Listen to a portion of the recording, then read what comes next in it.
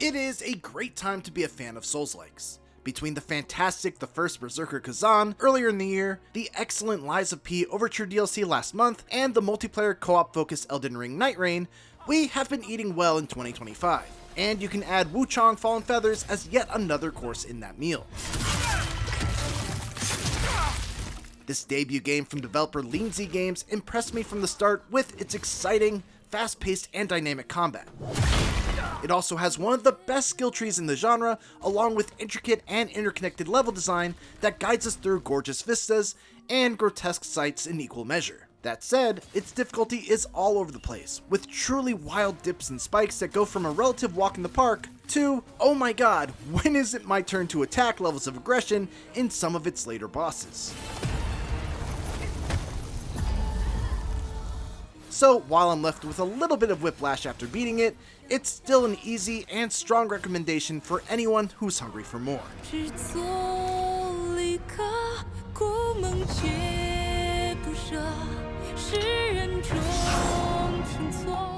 In typical Souls-like fashion, Wuchang expects you to do the heavy lifting when it comes to piecing together its story and lore, but it's not handled quite as elegantly as a FromSoft game or something like Lies of P. I was actually on board for the intriguing opening, which shows our titular, mostly silent hero awaken in a cave to discover that she has a disease that robs those afflicted of their memories and gradually turns them into hideous monsters. What starts as a personal journey to discover who she is and cure her affliction before she mutates into a nasty bird beast turns into a descent into dark fantasy as the mysteries of the disease, known as the feathering, start to come to light and you do battle with those transfigured by its effects.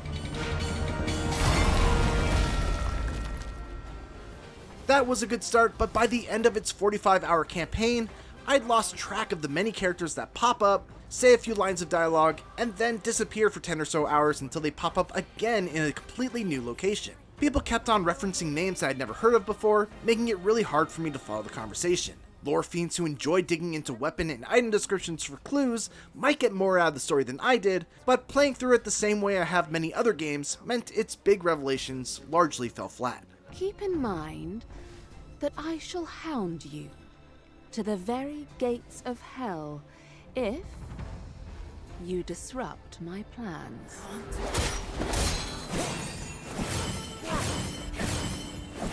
Combat, though, had the flexibility and depth to carry me through to the end in style, with a ton of different offensive and defensive options at my disposal at all times. Where Wuchang sets itself apart from others that use the familiar style of stamina-fueled light and heavy attacks to get you from checkpoint to checkpoint is its huge focus on combining the skills and abilities that are tied to your weapons with discipline skills you unlock on the absolutely massive skill tree. For instance, equipping the sword parry discipline skill while using the Flamebringer longsword weapon will let you build up the burn status ailment with its infernal firebrand weapon skill, while also giving you a defensive counter option on top of that. Or you could pair that same weapon with something like Crescent Moon, which still gives you that same burn buildup ability, but also allows you to get in and then get out to avoid counterattacks altogether, while still being able to build Skybound Might with its built-in evade. You can swap between two weapons mid-fight, or even mid-combo, which doubles your options. And it's good that you have these extra options too, because this is not a game where you can get by with just the basics, especially when it comes to the tougher fights.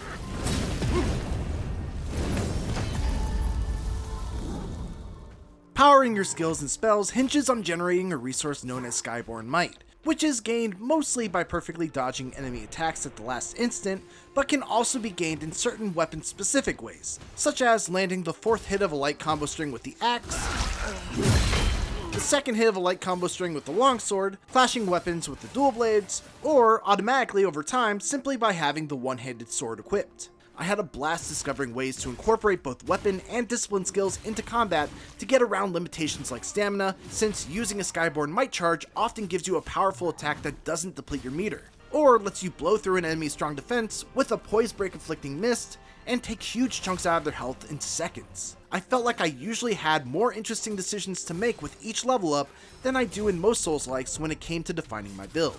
A big part of that is how instead of boosting your preferred stat and making numbers go up each time you get enough currency to level, Wuchang uses a progression system that resembles the sphere grid from Final Fantasy X and Salt and Sanctuary.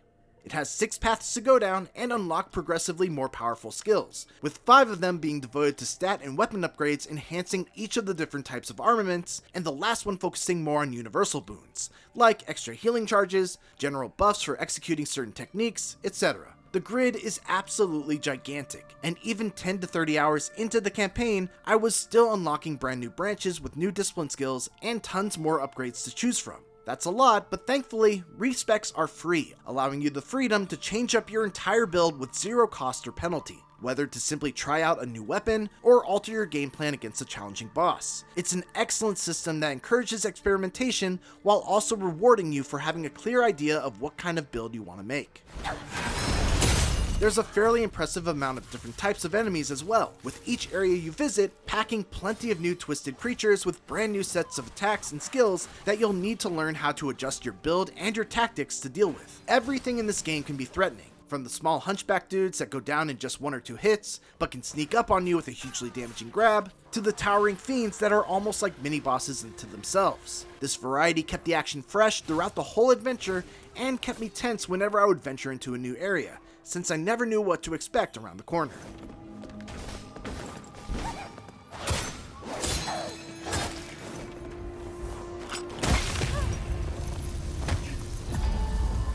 For the first 10 or so hours though, I didn't have to do a ton of build tweaking to breeze through most of these fights. That wasn't to say it was a walk in the park, but I've played a lot of Souls-likes in my day, and once I got the hang of dodging through the last hit of an enemy combo and charging up a heavy attack to instantly stagger them, I initially felt like I had figured Wuchang out. The deaths that I did experience mostly came from an abundance of cheap feeling gotcha moments. And if you don't want some minor enemy jump scares spoiled for you, please skip the next 30-ish or so seconds of this video, starting now. Like, pots that aren't really pots.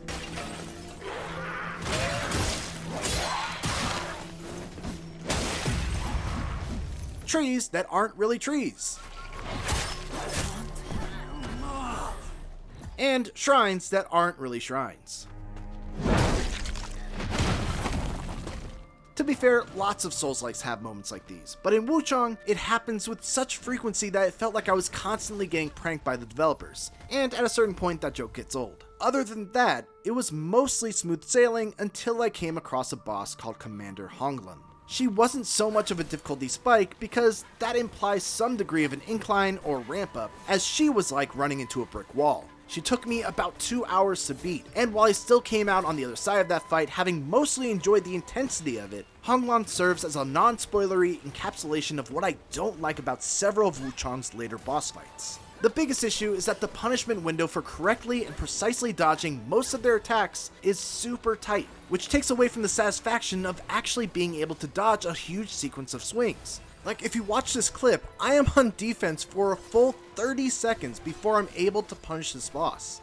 Granted, I missed one opportunity, but it just goes to show how fleeting these opportunities can be. Compare that to games like Sekiro or Kazan, where you're damaging the boss's posture bar every time you precisely block an attack, getting closer to being able to do a damaging critical hit once you completely drain it. There's no such satisfying mid-fight progress here, because perfect dodges just give you Skyborn Might charges, which you still need to find an opening to be able to use. Wuchang does have a posture meter on enemies, but it only increases when you land hits and decreases after a time if you don't, which makes it extremely difficult to get that reward for nuanced aggression when your opportunities to deal damage are so minimal. Not every boss fight after Honglan is like this, but the ones that are feel very drawn out to a degree that diminishes their fun.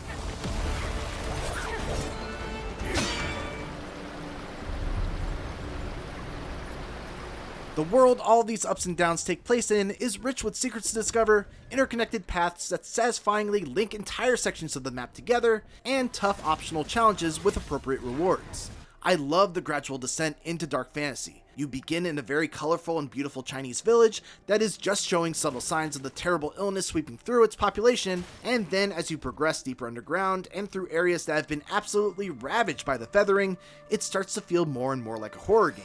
There are also some cleverly put together sequences that create tension and chaos even without combat being involved. One example is this section where you start on a straightaway with an enemy at the end who builds up an instant killing status affliction called Despair just by looking at you, To evade his gaze and get through, I had to make a mad dash past a bunch of enemies, climb up a ramp while avoiding poisonous drops from the ceiling, and navigate around constantly spawning tough monsters that were created by another out-of-reach foe. It's a great example of strong enemy design meshing with clever level design to create an absolutely intense sprint through a dangerous environment.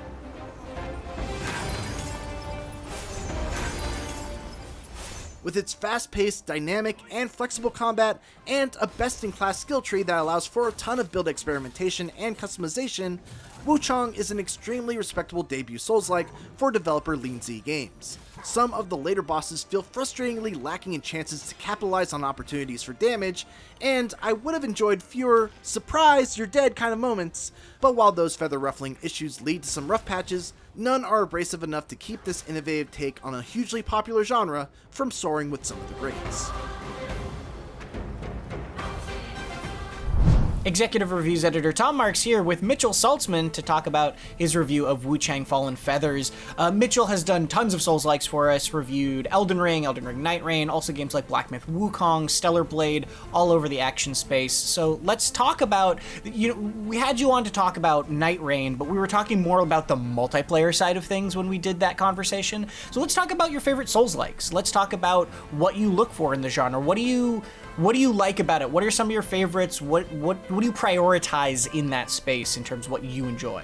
Sure. I mean, this is a genre that I love just completely. Like, my favorite one, I would probably have to go back to Dark Souls 1 just because it has a special connection to my life. That was when I first started, getting into the industry. I worked for a YouTube channel called Gamefront.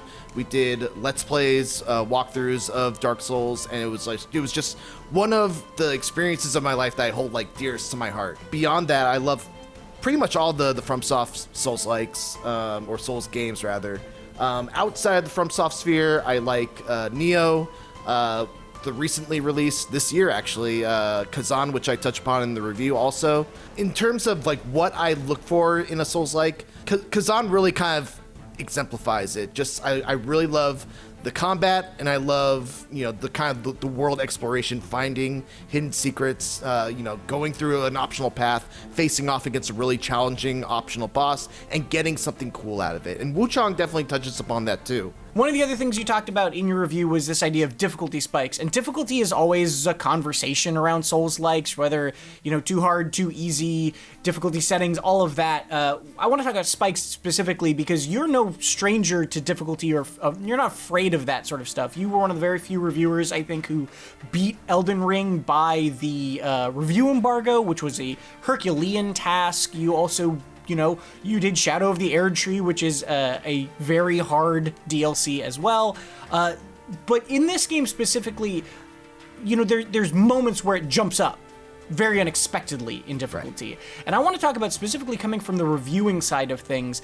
How does it feel? How do you push through? Or is it frustrating when you're playing a game that you're otherwise handling fine, and then a boss sort of just comes along, or some challenge comes along that says, no, you're just gonna be on this for a few hours all of a sudden? Obviously that's not ideal for anybody, but how does it factor into the process? I mean, it's tough. It depends on how much lead time we have with the game, and fortunately for this one, we did have a good amount of lead time.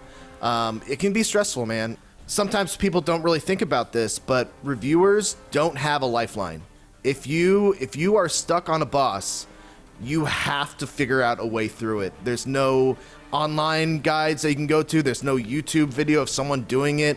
There's no, there's very few people you can talk to give you some tips. You have to just experiment with your build, try to approach things from a different angle if what you're doing is not working, and see what sticks. And that's kind of what I did with this. I went through a couple different weapon classes. I found one that worked for me, which was the longsword, and a skill that worked for me, which was the deflect. And then you just kind of build off of your attempts. Every time you make it further than you did before, you have to be like, okay, well, here's what I did on this one. How can I do it again? And what are my moments where I can actually deal damage to this boss? And as I say in the review, that's kind of one of the frustrations. It's not so much that some of the bosses are hard, it's that they kind of force you to play in a way that I don't really want to play in. Like, I want to go in, I want to be able to see the attacks coming, dodge them, and punish.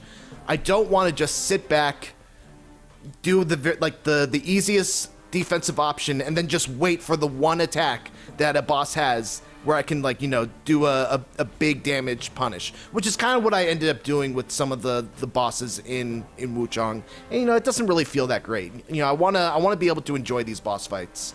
Yeah, I think that's definitely some subtlety that gets lost in the conversation about difficulty a lot, is that there's different types of challenging. An enemy could have 10 million health, and that's hard, but it's not fun. All right, last I want to talk about is Mitchell, why do you hate mimics so much? Oh, man. They're just cute little dudes hiding in as boxes or whatever. What's your... No, tell me seriously, because you said this ahead of the review where you were like, I kind of hate mimics, and this game has so many mimics. Man. So tell me about this. It's... So I think it stems from little boy Mitchell playing Super Mario RPG, going through whatever the Karo sewers or whatever it is, hitting that stupid question block, expecting like a mushroom or something like that, having to fight the hardest fight up to that point, getting absolutely thrashed, and then just from that point on, anytime that I encounter a treasure chest in a video game, I cringe. But if it is a game where I am opening chests, I will be squinting, turning away. I'll only be listening for the cue because it's like a natural phobia. I can't fix it, Tom. I've tried. I don't know how to fix it, but there's just something wrong with me where I just freak out whenever I have to open a treasure chest. And I think people may enjoy that jump scare and release. I do not. Well, we won't hold this against you, I promise. I think I speak for everyone on the internet. No one's going to make fun of you for this. Oh, no. The comments are going to be terrible. If you want more from Mitchell, you can check out his review of Elden Ring Night Reign. We have a conversation at the end of that, digging more in there. You can also check out his review of Doom the Dark Ages before that for a different flavor of action game. Obviously, very different kind of thing than this, but, action in its own way as well. You can also, if you want more Souls-like stuff, we have a review of Lies of P Overture from last month. You can check out the DLC for that. Another great Souls-like in recent years. It's a good time to be a fan of this genre. And for everything else, stick with IGN. Bye-bye.